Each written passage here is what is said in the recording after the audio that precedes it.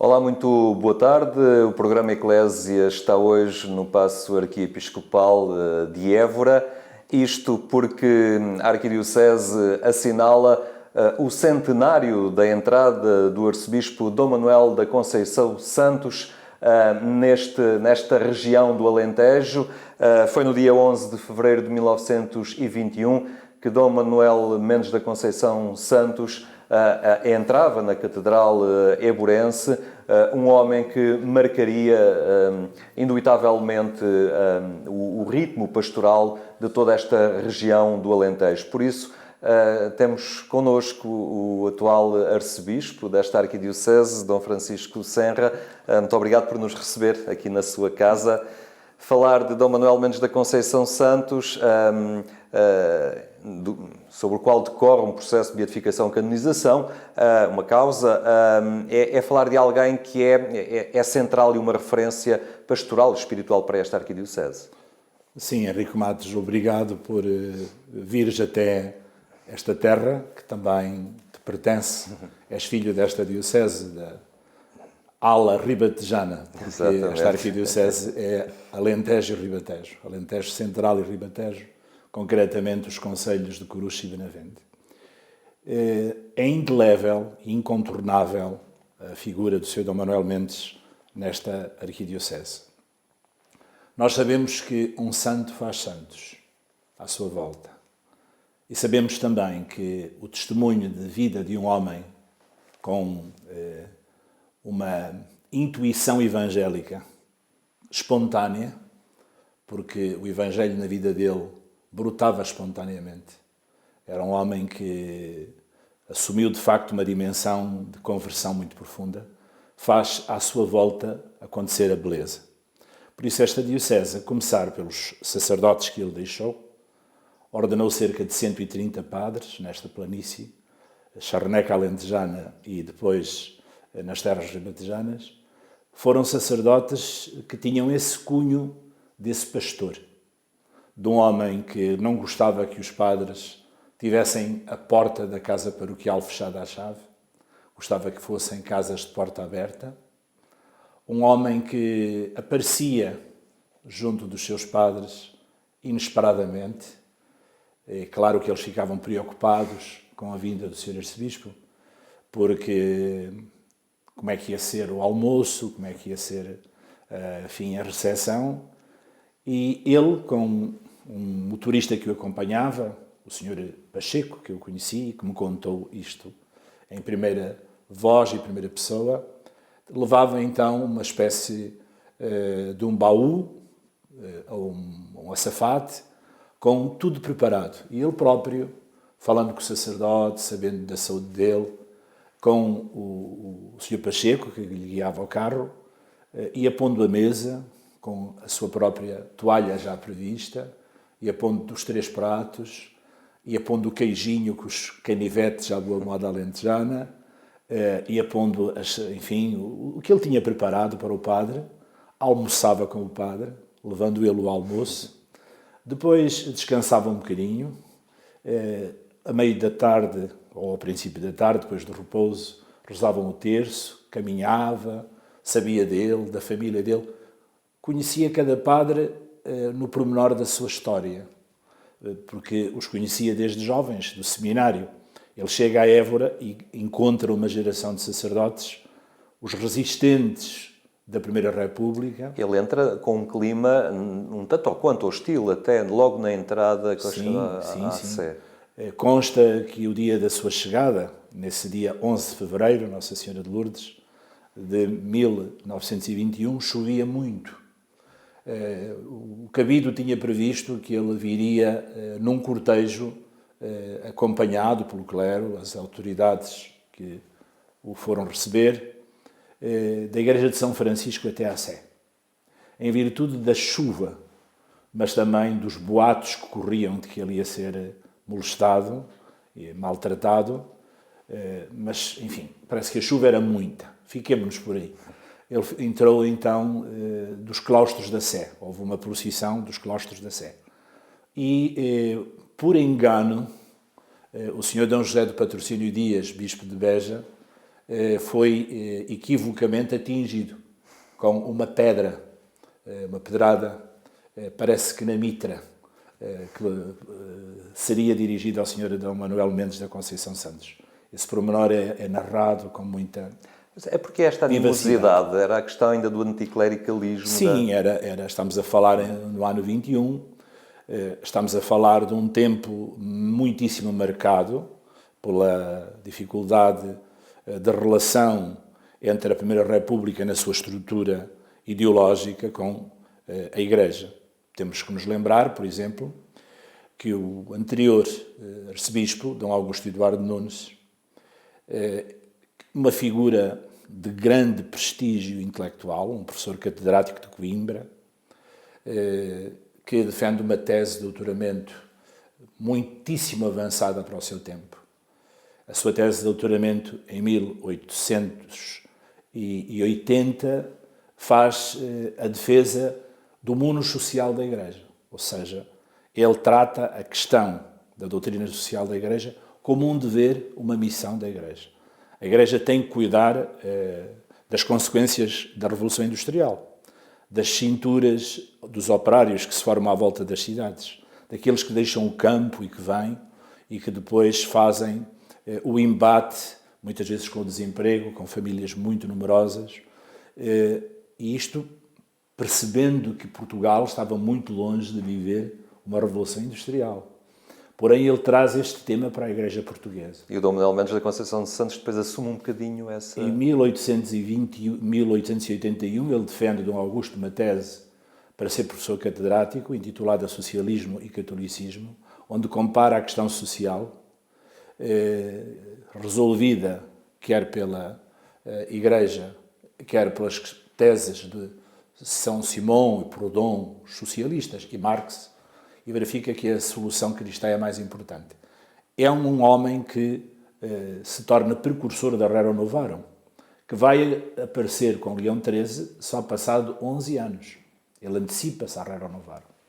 Esta figura foi uma possibilidade de diálogo com Afonso Costa, de quem ele tinha sido colega em Coimbra, e com Bernardino Machado. E por isso os bispos escolheram o arcebispo de Évora para que fosse o interlocutor. Porém, não foi possível essa capacidade de diálogo e essa tolerância, porque o regalismo da monarquia constitucional, onde, de facto, a monarquia controlava absolutamente a Igreja, continuava a acontecer na Primeira República. A Primeira República chamava à lei que propunha de separação Igreja-Estado, mas era uma lei de controle total da Igreja pelo Estado. Por isso, Dom Augusto é expulso de Évora, por se ter definido contrário à questão da separação, dessa lei concreta da separação. Ele não era nem um filó-monárquico, nem um antirrepublicano, era um homem que defendia a liberdade da Igreja, é expulso de Évora. De 12 a 14 tem que viver em Elvas, fora do distrito, mas dentro da diocese. E toda a evolução que se dá com os padres pensionistas, ou seja, o Estado quer que os padres sejam funcionários do Ministério da Justiça, Direção-Geral dos Assuntos Eclesiásticos, e que dependam diretamente do Estado. Toda a problemática que foi depois as consequências, ou foram as consequências, da expulsão do Bispo de Beja, Dom Sebastião Leite Vasconcelos, que o arcebispo de Évora teve também que assumir como administrador apostólico a diocese de Beja, gerou de facto um clima muitíssimo difícil. Muitos sacerdotes não conseguiram, não resistiram, foram aliciados também a deixar o ministério. Era-lhe pago um ordenado, podiam trabalhar para os Correios, para as estações de caminho de ferro que estavam em expansão, podiam ser professores primários. Estava-se também na difusão da escola primária, um aspecto muito positivo da Primeira República, que os teve, aspectos positivos. E aí alguns sacerdotes deixaram o ministério e, curiosamente, uma lei aliciante dizia que as suas viúvas manteriam reforma até à sua morte, mesmo depois da morte do marido. Portanto, Dom Augusto deixou a diocese com pouco clero, quando, a 24 de julho, faleceu e foi designado, ainda em 1820, o Sr. Dom Manuel Mendes como arcebispo de Évora. Ele tinha sido designado arcebispo coadjutor com futura sucessão a 4 de junho de 1920, logo nas vésperas da sua morte. Dom Augusto teve, na altura, chamava-se uma apoplaxia. Portanto, ele recebe a diocese com pouco clero. Mas apesar deste anticlericalismo e deste ambiente hostil, o Dom Manuel Mendes da Conceição Santos de todo fica fechado no paço, não é? E vai muito ao encontro, como referíamos há pouco, da sua arquidiocese, das comunidades, faz visitas regulares. Sim, sem carro, sem automóvel. O Dom Augusto, quando parte para a casa do pai, não deixa uma casa episcopal, porque a casa é o atual Museu Distrital de Évora. Há uma família que empresta uma casa que é cedida por 5 arcebispos. Quer dizer, Dom Manuel Mendes vai para essa casa, que estava na então Rua da Mesquita, que hoje se chama Rua Dom Augusto Eduardo Nunes. E uma casa, enfim, um antigo convento dos terceiros carmelitas regulares, austeríssima e com poucas comodidades, sem transporte. Ele era levado por favor, na altura, charrete, enfim, era conduzido às localidades, e o primeiro automóvel que adquire é um Volkswagen. E então tem esse tal amigo, uma pessoa dedicada ao Sr. Pacheco, que lhe conduz o carro. Estou convencido que o Sr. Dom Manuel Mendes não teria carta, por aquilo que me é dado perceber. E não para, de facto. É um homem que vai na proximidade ao encontro. Uma das localidades que ele prefere, logo, é Elvas, percebe que é a segunda cidade. E um dos métodos que ele usa é os retiros. Ele começa a fazer a promoção da espiritualidade para as pessoas que tinham sede, desejo de se encontrar com Deus. E a sua proposta é exatamente o caminho da oração. Tem uma segunda metodologia de trabalho, para ele quase obsessiva.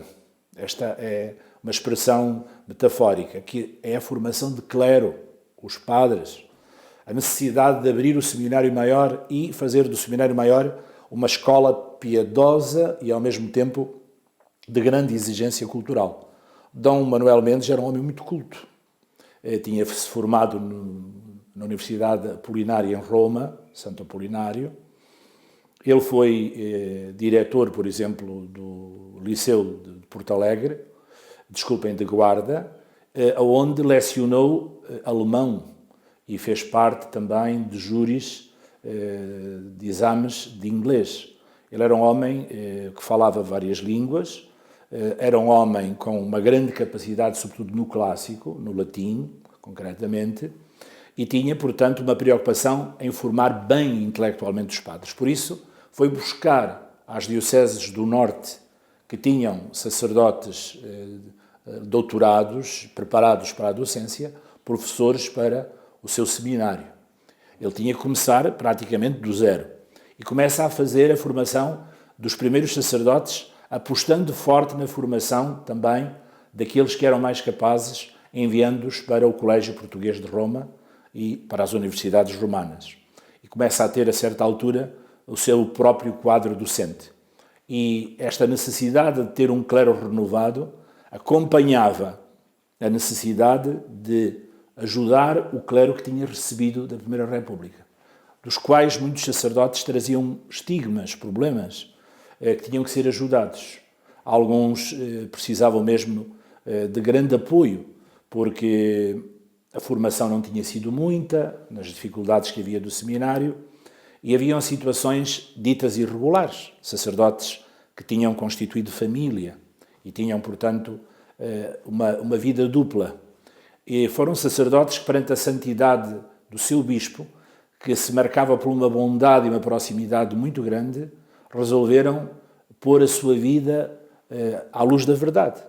E uma das posições que Dom Manuel Mendes da Conceição Santos assumiu, sempre, foi que poderiam, de facto, exercer o seu ministério, fazendo com que eles fossem transferidos de localidade, mas tendo que assumir dignamente a sustentação dos seus filhos, nomeadamente também pela visita periódica aos seus filhos, que ele exigia que o padre fizesse porque era pai, nessas circunstâncias que encontrou fruto, de facto, das vicissitudes anteriores que lhe referi.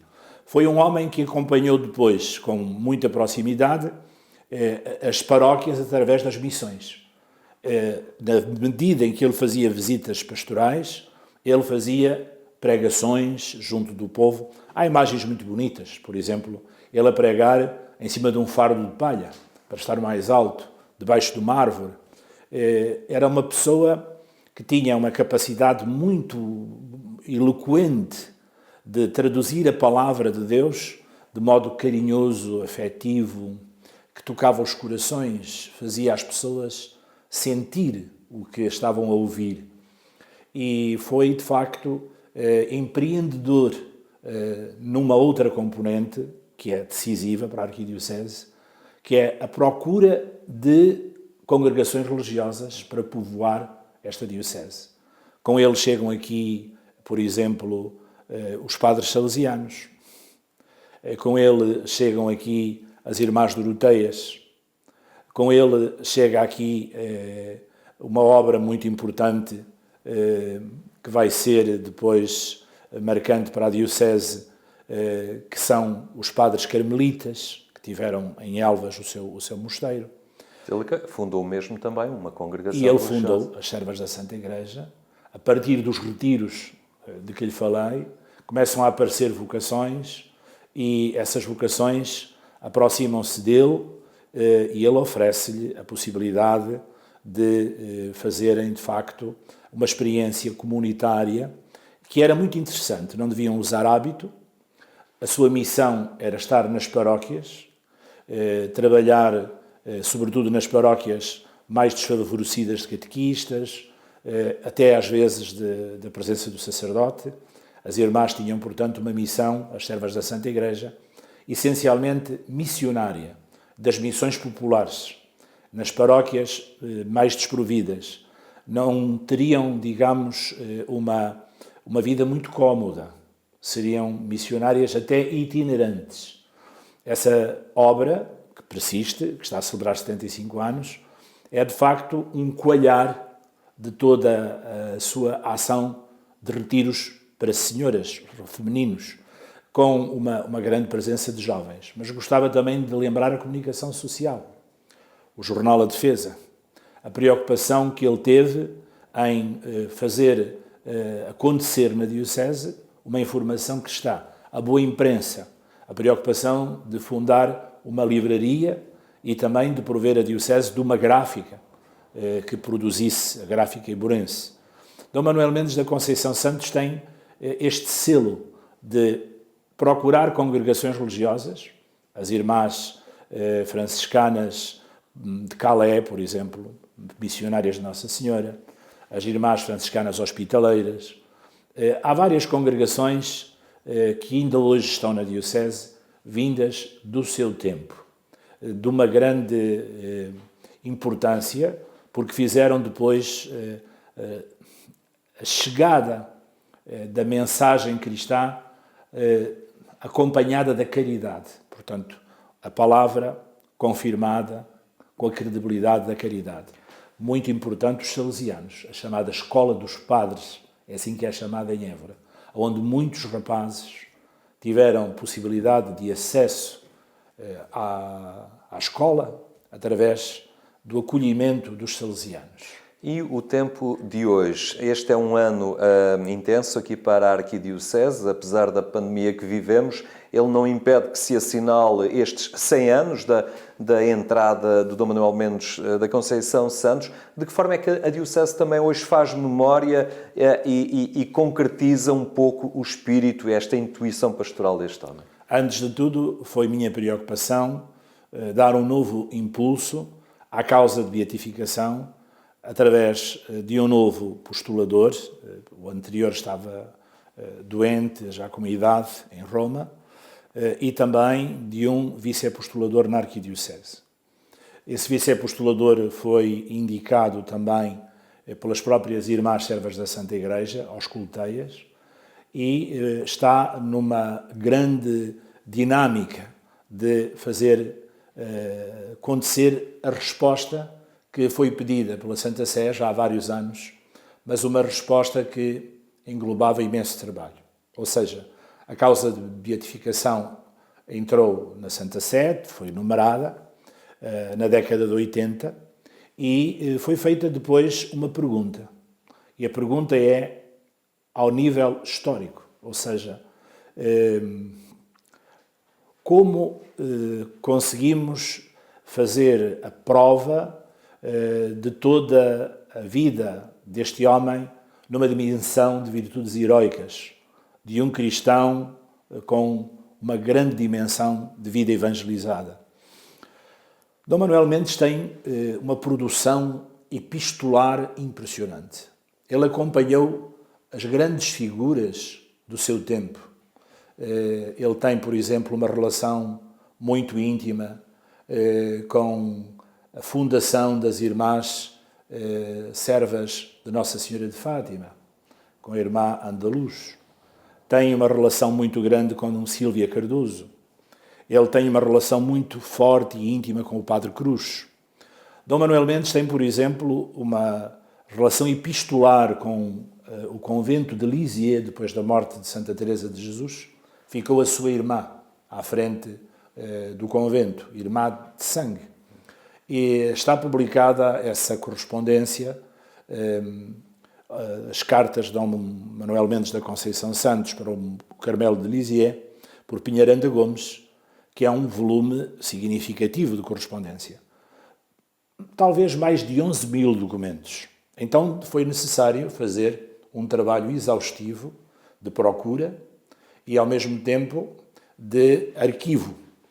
Está concluído esse arquivo. Um arquivo que demorou mais de 10 anos a ser trabalhado. Foi orientador de toda esta fase histórica, desta missão de trabalho, e quero deixar aqui um preito de reconhecimento e de gratidão, o Sr. Professor Dr. David Sampaio Barbosa, da Universidade Católica. Ele orientou depois aqui o trabalho local, feito por agentes que prestaram uma melhor dedicação a essa recolha. Neste momento, nós estamos na fase, também em virtude da saúde do estimado professor Dr. David Sampaio Barbosa, a necessidade de criar uma nova comissão histórica, já para fazer o relatório final de onde vêm e procedem todos os documentos, a justificação científica dos critérios de elaboração deste grande arquivo e, ao mesmo tempo, uma síntese biográfica. E concluir depois toda a verificação das suas obras, sobretudo dos seus inéditos, por dois teólogos que farão, digamos, a verificação da boa doutrina e a confirmação da ortodoxia e das virtudes que ele propõe evangélicas nas suas diversas expressões documentais, desde homilias, documentos pastorais, produções que ele deixou em forma ainda inédita. Mas também desde sempre, e ao longo dos anos, é algo que eu me habituei a ver, desde logo no jornal Diocesana Defesa, havia sempre a vontade de perguntar junto das pessoas da Arquidiocese por graças, por intenções, por orações, estimulando sempre muito esta devoção e esta relação com o Dom Manuel Mendes da Conceição. Então, no dia 11 de fevereiro passado, na Igreja de São Francisco, com os meios digitais, nós fizemos a abertura das atividades com uma espécie de jogral, onde apareceu toda a sua vida, e esse jogral revela, de facto, a devoção de um povo a este homem a que chamam o Santo Arcebispo, e a grande obra de Dom Francisco Maria da Silva, um dos seus discípulos, que foi Arcebispo de Braga, alma de apóstolo. Esta figura é, de facto, querida pelo povo. O seu túmulo na Sé de Évora, nos claustros, é visitado, é rezado, aparecem flores, velas. Há, de facto, uma devoção à sua pessoa como intercessor nesta teologia do corpo místico de Cristo.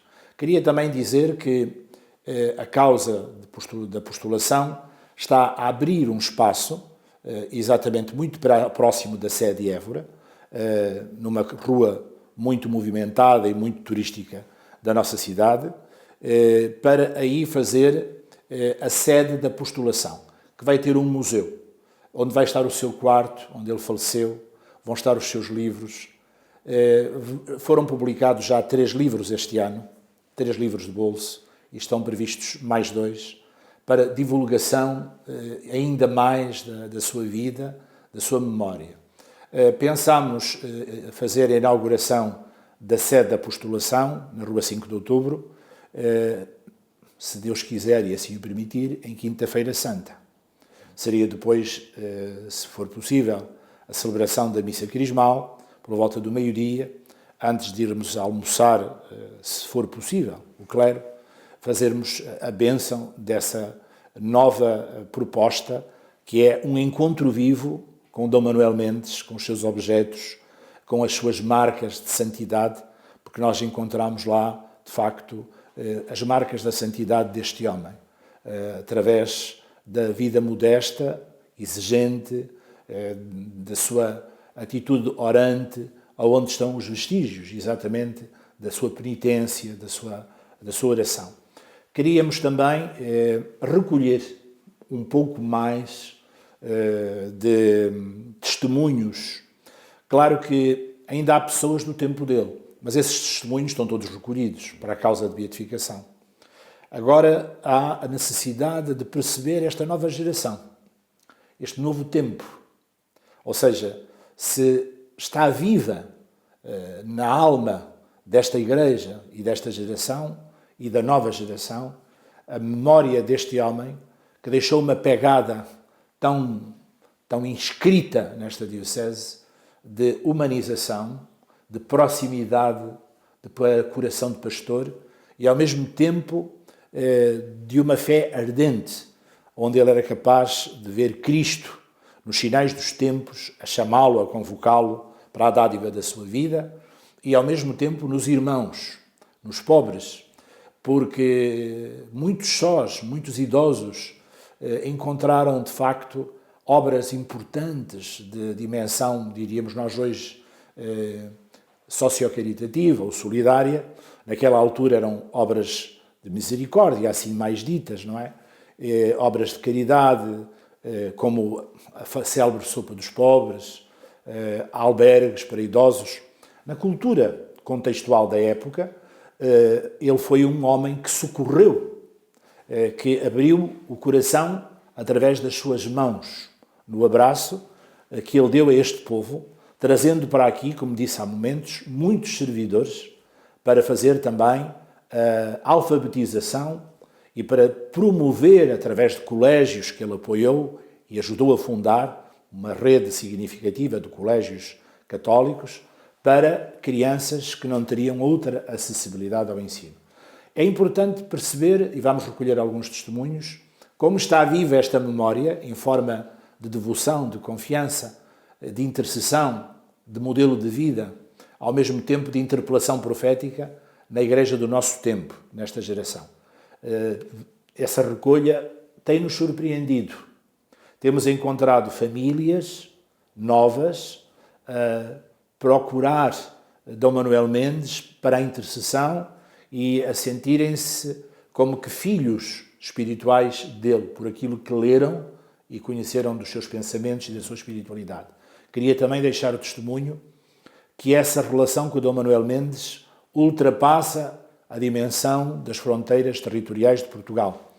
As nossas comunidades da diáspora conhecem Dom Manuel Mendes. Tem-nos chegado, concretamente, de Newark, dos Estados Unidos, de várias comunidades, não só da América do Norte, mas do Luxemburgo, da França, de vários países da Europa, sinais vivos de ação de graças de causas recebidas.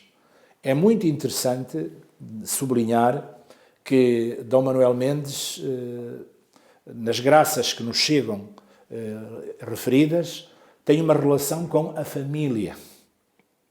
São sempre ajudas ou muitas vezes são ajudas de dimensão familiar, de reconciliação de esposos, de filhos desejados que não se alcançavam e aconteceu uma gravidez muito sonhada e desejada para um casal, situações de curas de crianças, situações de curas de pai, de mãe.